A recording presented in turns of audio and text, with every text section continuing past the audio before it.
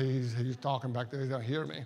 All right. But this morning in 1 Samuel chapter 18. Hold on. Now let's go back to the title. The Stewardship of Friendship. I heard today, there's so many holidays about things that make them up. I don't always pay attention to them, but it just happened. Today is the National Friendship Day.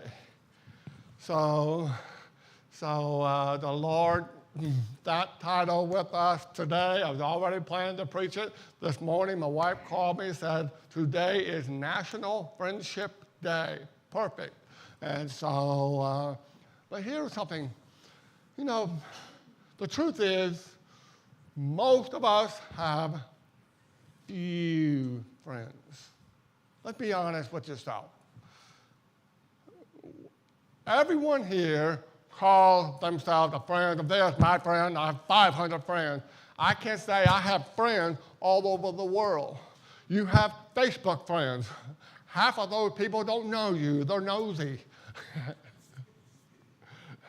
They're looking for, to find problems in your life, or they go tell people about your problems. I mean, Facebook friends are really not fully. Some of them are your friends, but really very few. You say, I have 5,000 friends. Well, the truth is, you probably only, if you have 3 friends in your life, you are a rich man. Let me say that again. If you have 3 friends in your life, you are very rich. Because the truth is, deep, caring friends are hard to find. When you have a difficulty in your life, people scatter. They don't come. Or they say, hey, I call you, say, if you need anything, let me know. But then they know you're going through a rough time. They're not there. They're not there for you. They call you, but will they invest their time, money, energy in helping you? So my challenge to you this morning is we're talking about stewardship. What does that mean, stewardship? Well, we're not going to talk about, it's not that word. It's not duty. Responsibility. Responsible. What's the word we're looking for? Come on and tell me what you think. Serving of your, managing your friendships. Now let me talk about, often we are, for the next few, Ken Walter, pastor that was here last June, told me, he said, Brother Scott, if your people learn the word stewardship, they will become a good church member. I'm afraid often some of us think stewardship is about tithing and an offering of finances. That's not what it's about. If we can teach you from the Word of God, what it means to be a good citizen, what it means to be a good friend, what it means to be a good worker at your job, if you learn the stewardship, that will help your life far above than you ever dreamed. And our church can become a very solid church. And when storms hit, we do not waver. So this morning, I'm going to talk with the subject, and I will for the next next 10 to 12 weeks, speak on the subject of stewardship of different kinds. And by the way, this Tuesday, you can show yourself a good citizen by going to vote. So, well, I don't care. It's just one vote, nothing. You are an American. Go vote. You don't have a chance to vote in some countries. Go vote. Be a good citizen. And that's what we do. We try to follow, and someday, I'm hoping someday to bring the law and order military people to our church that's said here. Maybe have 20 military people or 20 police officers here. We want to honor them. Heroes. Paul's father is one of them. Last Friday, I sat down with Paul's father for 1 hour. I went to find Paul he'd go out to eat, but he was not there. He's over at his house taking a nap. Fine. So I sat here to talk with Paul's father for about an hour, hour and a half. And story after story, and I took my phone, I turned it on, video. I just listened. They're listening to stories from a World War II veteran. But see, if we want to be a good citizen, we learn to become a stewardship. My daughters, both of them, walk up to a police officer and say, "Thank you for doing your job." Sometimes those police officers have a rough, especially today. And it's rough. They get cussed out all the time.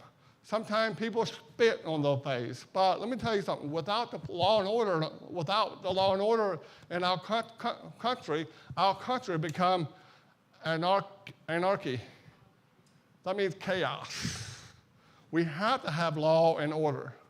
Without law and order, yes, there's some policemen that are crooked. I know that. But there are some preachers are crooked. There's some bosses are crooked. There's some presidents are crooked. There's some Congress people are crooked. There's some crooked everywhere. And maybe there's some church members that are crooked too. But I don't decide all police officers are bad because of two. So I say, let's learn to become good stewards of what God's given us. Today we're talking about friendship. Let's quickly go along this morning. Stewardship. In 1 Samuel chapter 18, the story is this. Now here, let me give you the background. So recently,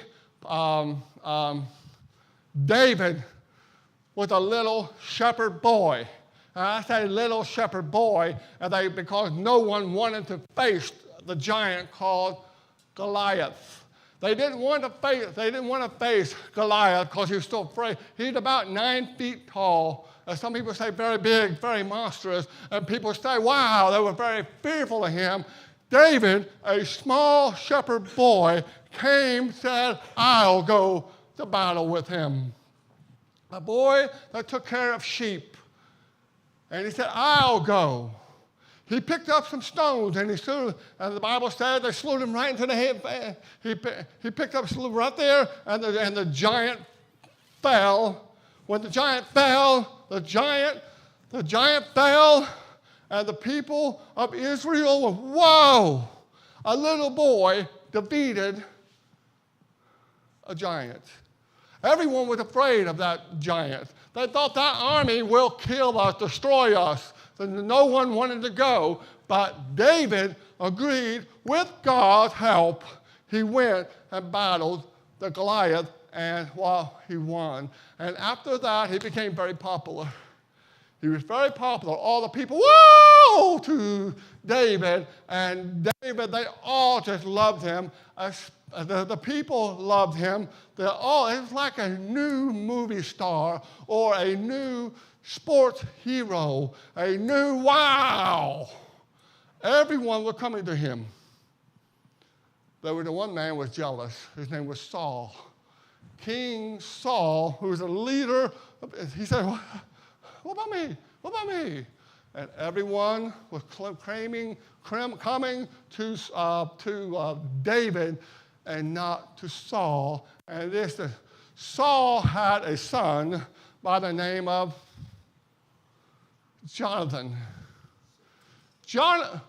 Jonathan was a good son, but he noticed his father was very jealous of David.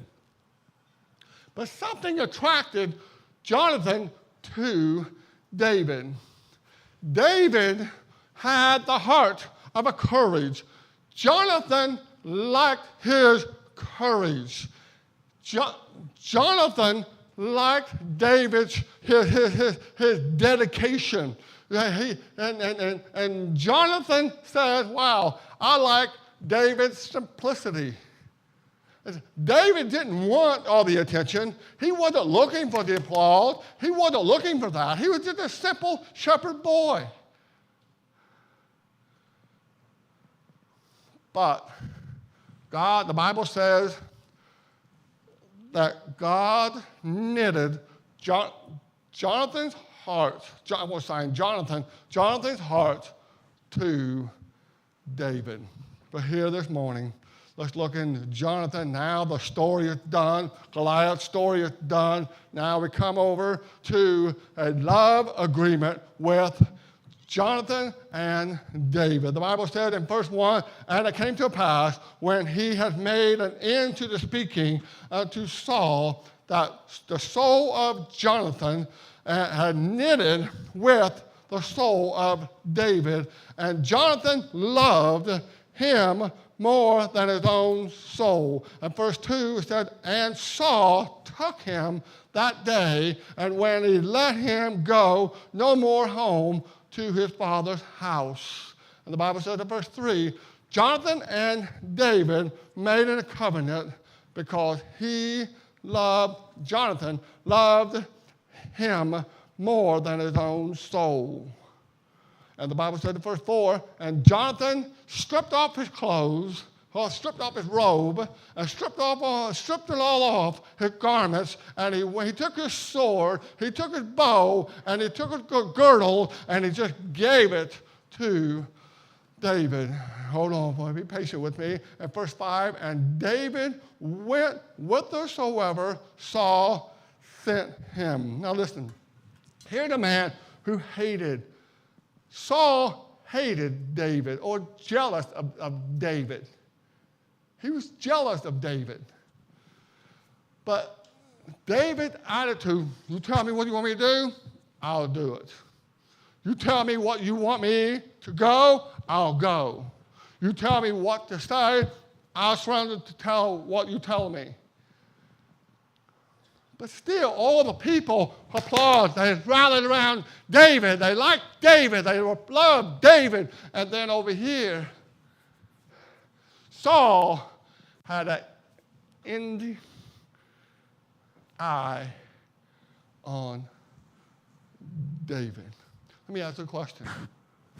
When your friend gets something, a nice raise at the job, do you get jealous of them? You'd be happy for them. I like this lady.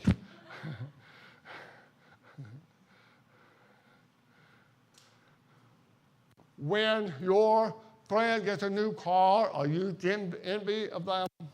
So no, well, if you're not envy of them, you say, well, how you get the money for that? That's envy. When your friend gets something nice, or maybe your friend have a lot of money, and you say, man, you go to that friend only when you need money.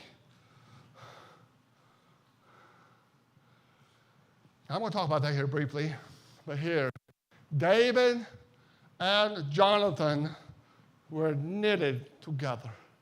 They loved as friends.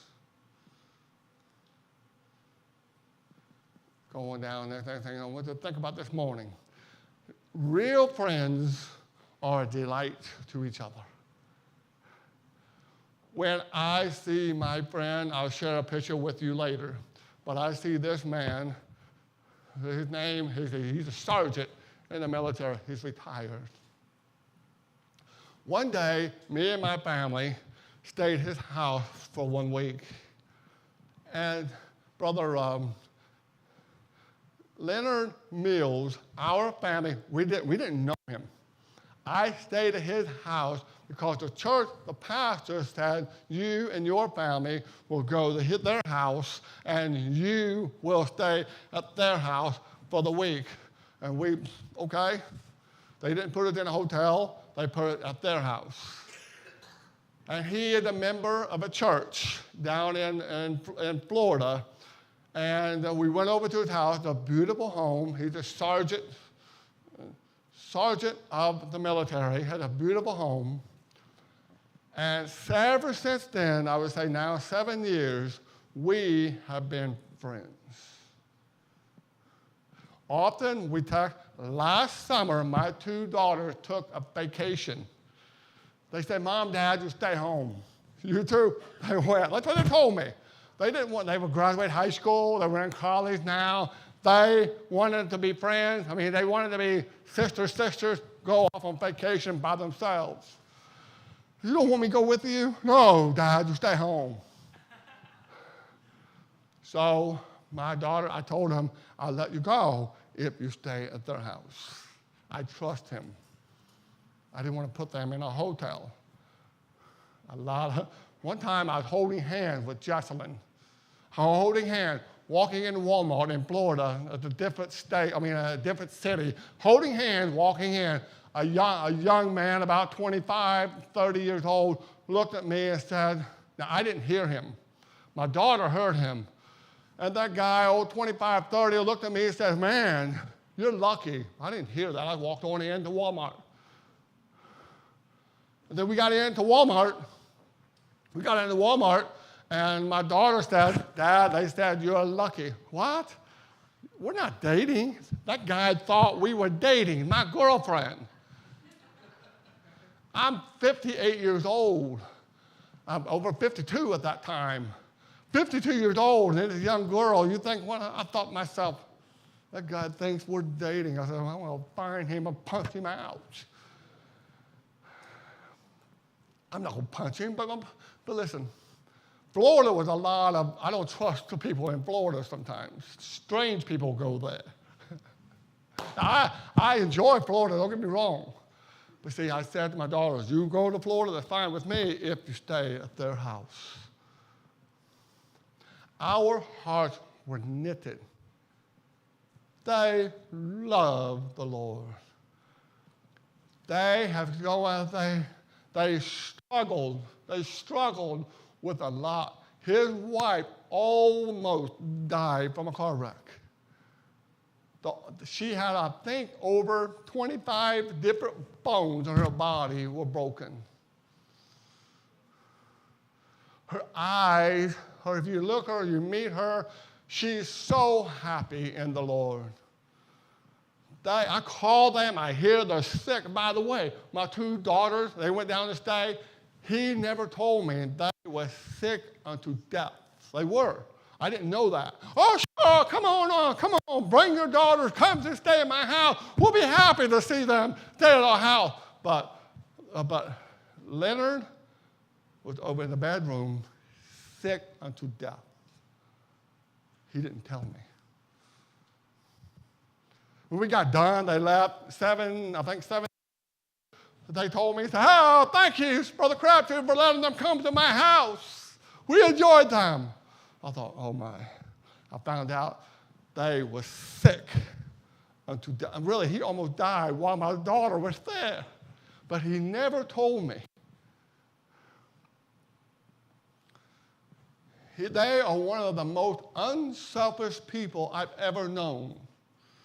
Now, he's not wealthy, but he sent last week 2 weeks ago to my daughter some finances to help with the trip. Wow, thank you. But listen to me.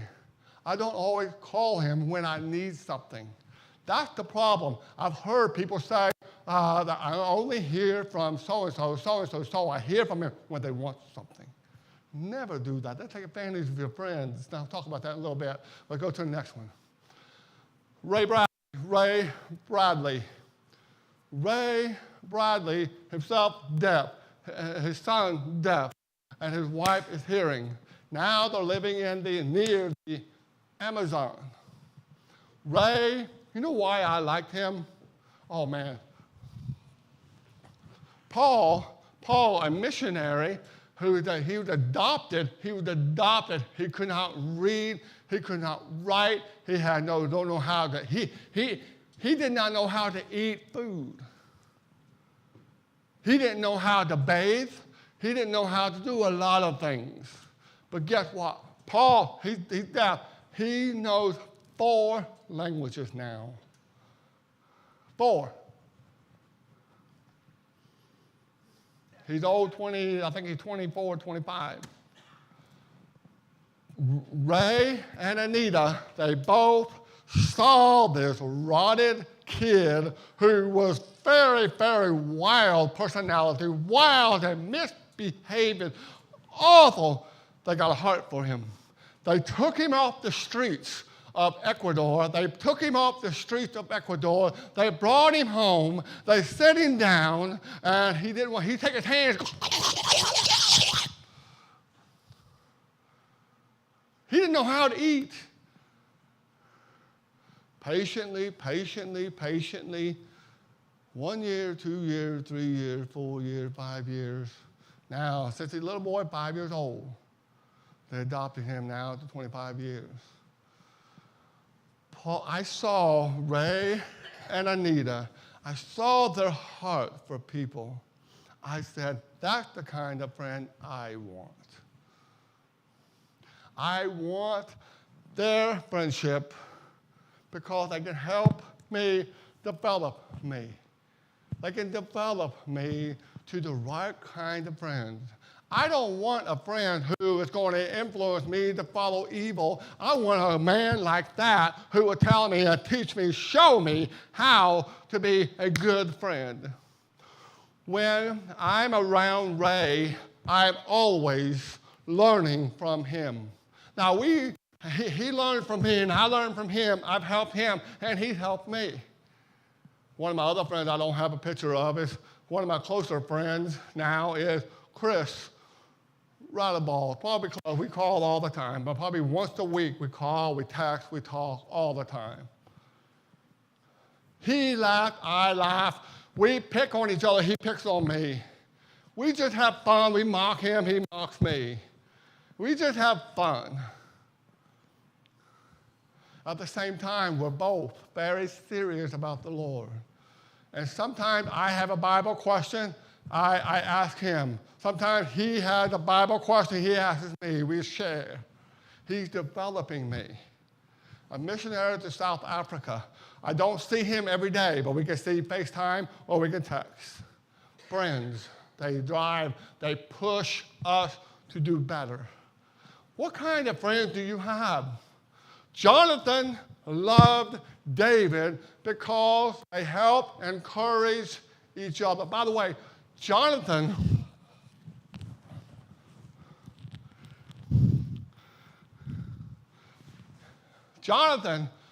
took off his robe and gave it. Come up here, don't be, she don't have no attention. Gave it to his friend. Oh, Jonathan gave, now I'm talking the American way now, to help. Jonathan gave,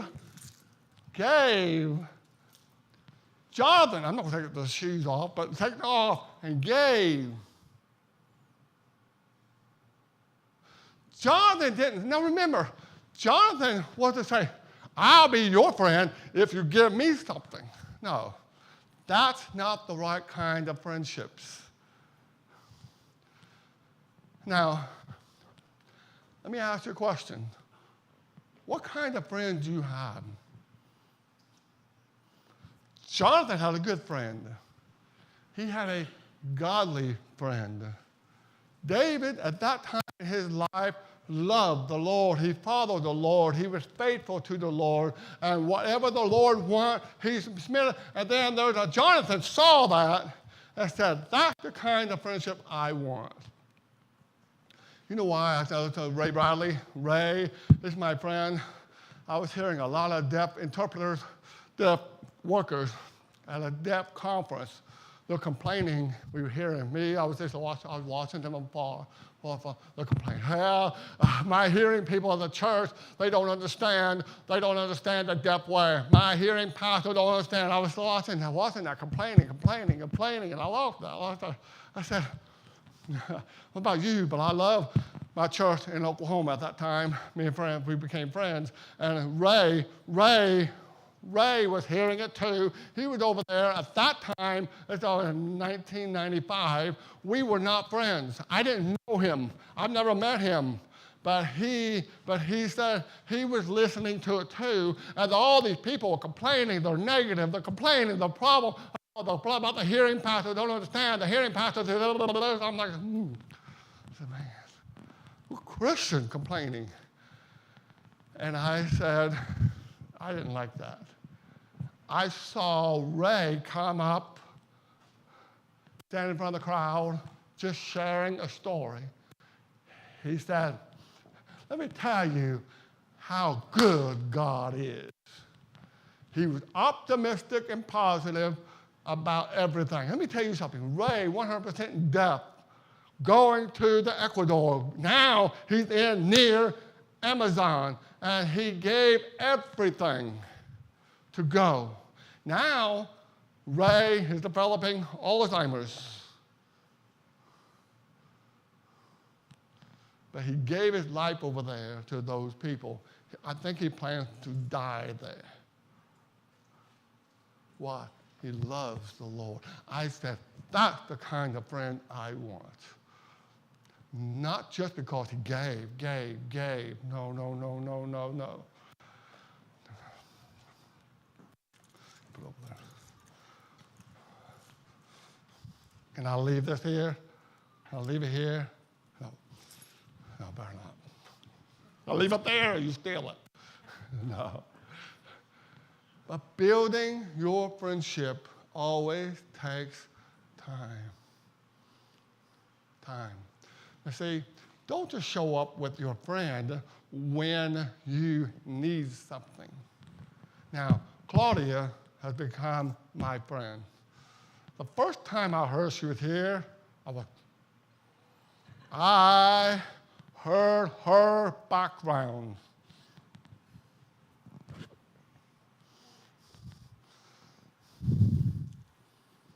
Is this yours?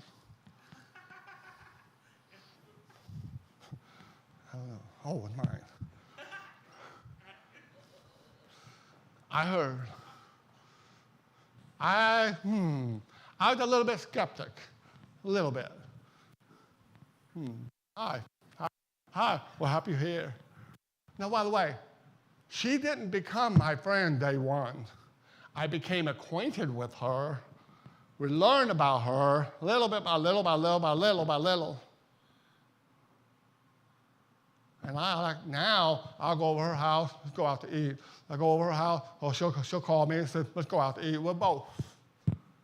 Friendship developing. Now, I enjoy going with Paul. I enjoy going with some of you. But you have to take time to develop your friendship with people. Now, if you never come to church and be involved with helping, doing things, you don't have a bond. It's true. We've done a lot of work here. We've fixed a lot of things here. And I've noticed the men who come together are more bonded. The men who don't come together are more complaining. I noticed that.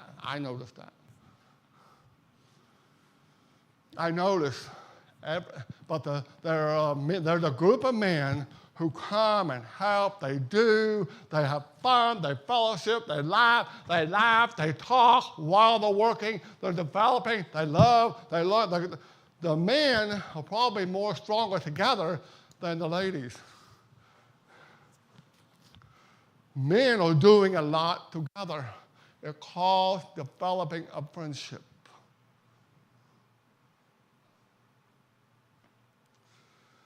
But unfortunately, there's some men that don't join. They're standing afar off.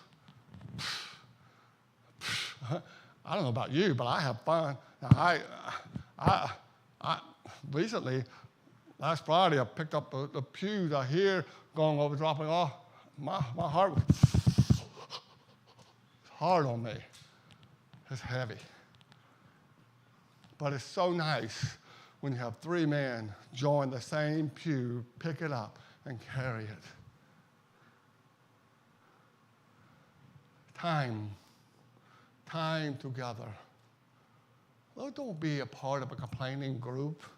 Get a join with them. You will change your mind, you will. Now listen to me. Someday I'm going to die.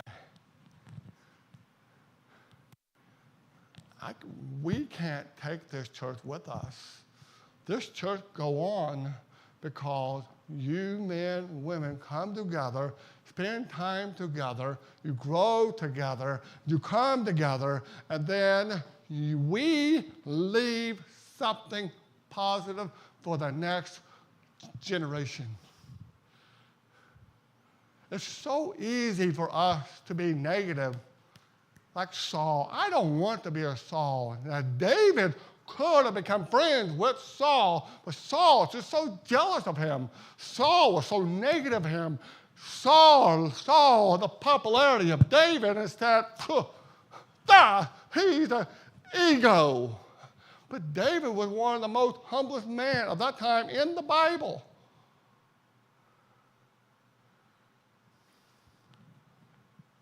Now later, David had a pride problem later.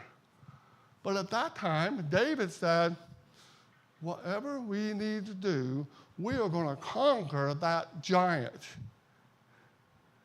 Now I have a question. Is someone here, your friend? Do you only go to the person when you need something?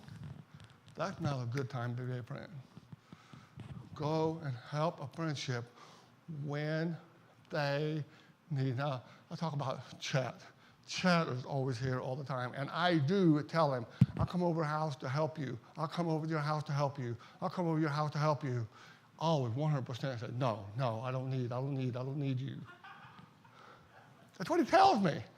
I know he can't do it all. He said, no. I tried to go to his house. I told the other day, last time I was there, White wasn't there, he said he needs somebody to lift up the sheet rock. He can't do it himself. I said, I can help you. I'm here. We'll put it up. He said, no, my son's coming soon. He'll do it with me. I tried to help you. He said, no. Now his wife hears him, go, God, help you. Finished. But listen, my point is this. Do you take time with people? Now, I love you. I need to spend time with you to show my friendship with you. Here, David spent time with Jonathan, and his heart was knitted. Quickly, we have a triumph when the graduation in the family. Listen, a lot of those people to help my children, they really help me through my children, meaning they give to them because they love their parents. My children graduate from college or high school or whatever, they want to be a blessing to them. They're there, they write a note to encourage them. They help them. When you see your friend have victory, they get a new car, don't get jealous of them. Praise them.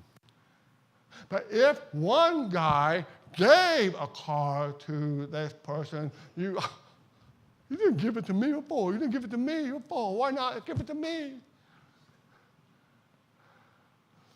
That is not David. David was a man after God's heart. He knew that he got to yield himself to follow God. Quickly, trials. I got to abbreviate things, but trials. You know Saul tried to kill David 5 times. 5 times they tried to kill him. Jonathan's own father tried to kill him 5 times. And by the way, David still had a good attitude to Saul. Some of us try to kill me. Come on.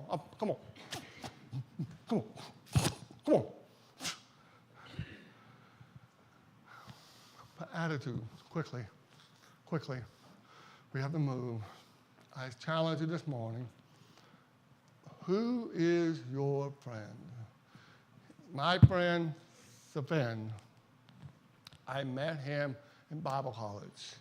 He was a spoiled, rich kid. He, for supper and lunch, always had steaks. His popular ice cream was expensive kind I could never touch. He grew up very wealthy mom and dad. He came to Bible college in a nice car. Guess what? I came to Bible college together with him. He was starting to become a preacher. And I came to Bible college with $60 in my wallet and no credit cards. I was poverty, and he came with a nice car. His parents offered to pay a whole school bill, but he told his parents, no, I paid for it. Now, what my point is this. I saw his character. I want that to be my friend. Now, for 30 plus more years than that, he and I have been close friends. When he struggles, I call him. When I struggle, he calls me. He has 7 children. 7. All of them are serving God. 4 of them are on the mission field, 3 of them in Africa. I'm just saying, now they have over 35 grandchildren. 35 grandchildren. He's younger than me. I have how many grandchildren? None. I'm not jealous of him. All of his children love mom and dad. He recently dropped off his baby at South Carolina, go to college there. Patty was saying, Patty, his wife, Patty, going back to Oklahoma, weep. Now, listen to him. What do? He's my friend. They struggle. They hurt. They rejoice. By the way, his father died, and his father gave him enough money to buy 2 houses. I didn't get jealous. I rejoiced with him. By the way, he's not wealthy today. He's not. But my point is, don't be a friend to get something.